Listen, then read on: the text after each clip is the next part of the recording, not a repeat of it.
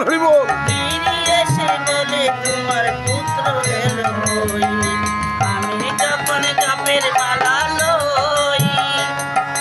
ফিরিয়ে এসে বলে তোমার পুত্র এলো হই, আমি পুত্রের কথা ভাবতে ভাবতে, আমি পুত্রের কথা ভাবতে ভাবতে গুরু তোমার কথা ভুলে রয়, গুরু তোমার কথা ভুলে রয়, গুরু তোমার